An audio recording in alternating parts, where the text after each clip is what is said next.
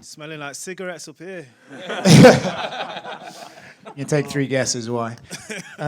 First of all, congratulations. I feel like this was a big moment in your career, and then to capitalise on that opportunity was unbelievable. To pull it off in the way that you did, how satisfied are you feeling right now? Yeah, that was massive. What a place to do it. Like you said, UFC 319, co-main event. I needed something big like this, and obviously the UFC is about moments. I just created a great moment then for myself, for the fans. I'm happy. You said it yourself there, the UFC needs moments, but you also have to win, right? So can you even go into a fight with the mindset of, I do need to try and find an opening to pull something off here, or do you just see it and take it? It's just a fight. You don't go in there with them intention. You go in there with the intentions. But it's like I don't search for it. I knew it was going to come though because of his pressure. He was very good though. I have to hold my hats off to him. He's a very good fighter. Yeah, just out of interest, how much did the body shot hurt? I felt it, but it wasn't going to stop me. Do you know what? He's got solid boxing, man, and I think he'll do well in the UFC. He's going to learn from this. You can't pressure high level fighters like that. Yeah. You said in the cage, and you said now that you knew he was going to run onto something just with that aggression. Carlos Prater says you got the inspiration from him and you actually owe him 20% of your bonus. I don't know if you're feeling generous tonight. Yeah, I spoke to him before, but yeah. And again, nothing is concrete in this game, but you have the featherweight champion of the world calling you out for a fight in December.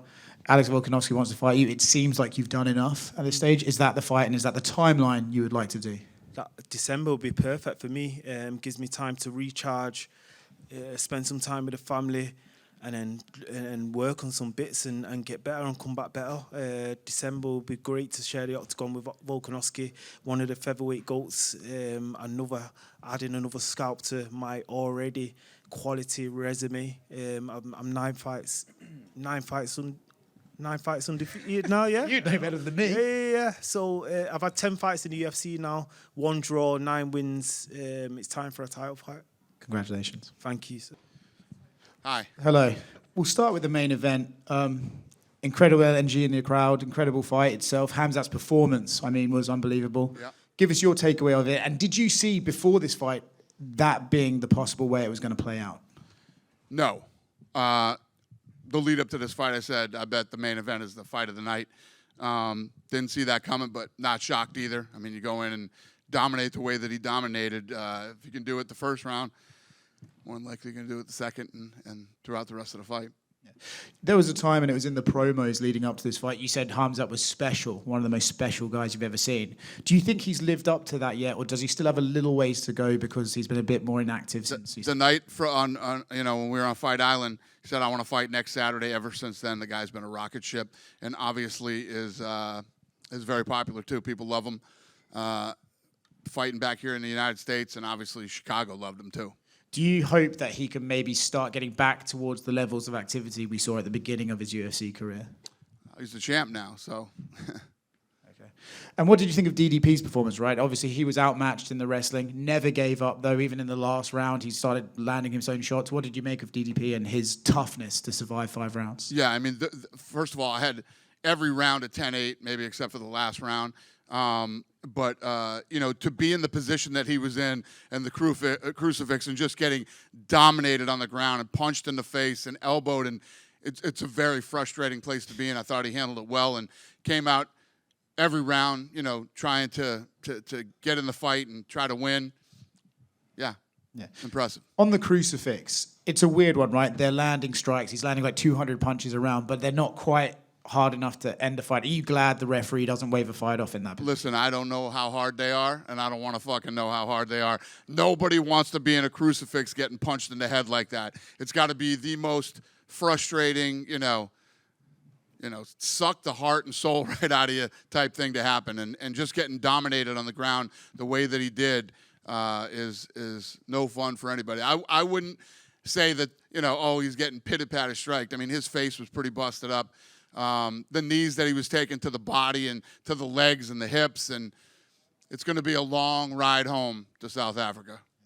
And then Lerone Murphy. I don't think anything is guaranteed in this sport in terms of getting title shots and stuff like that. But if there's a way you could get as close to guaranteed as possible, he must have done that tonight with that spinning elbow. Yeah, it's a weird thing to say with a guy who has a record like he has and sits where he sits in the division to say that tonight was sort of a coming out party for him, but it definitely was. Alex Volkanovski has said he would like to fight him in December. It's not often you see a champion calling out the challenger. Could be interested. I love it. And then as far as Carlos Prates, another spinning back elbow and finish, crazy stuff. Wants to fight in Rio. You gave him that fight against who, we're not sure. But MVP was here earlier and said he would step in and fight in Brazil.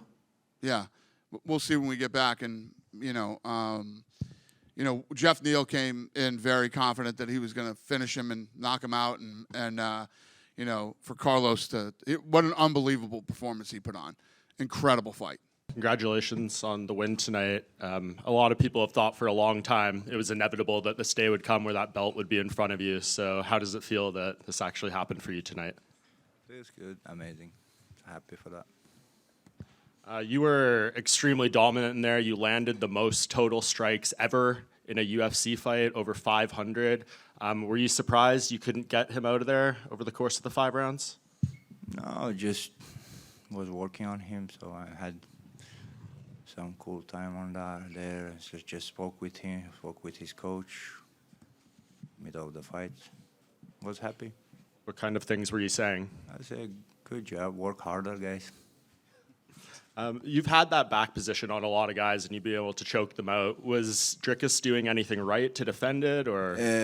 Just because I was sweating, I went under last 30 seconds, tried to finish him. So I heard my corner says 30 seconds, that means to go to meet him. So I tried, but make mistake. So thankful for my coach, he gives the black belt, but I was like, when I went under, fuck, I don't have a black belt now. But he gives me respect. Thanks. Does this win in a way, like the way you won, almost prove something more? Like a lot of people are questioning your cardio. Can you go 5 rounds? All that stuff. Like, does it feel good to kind of shut those people up a little bit?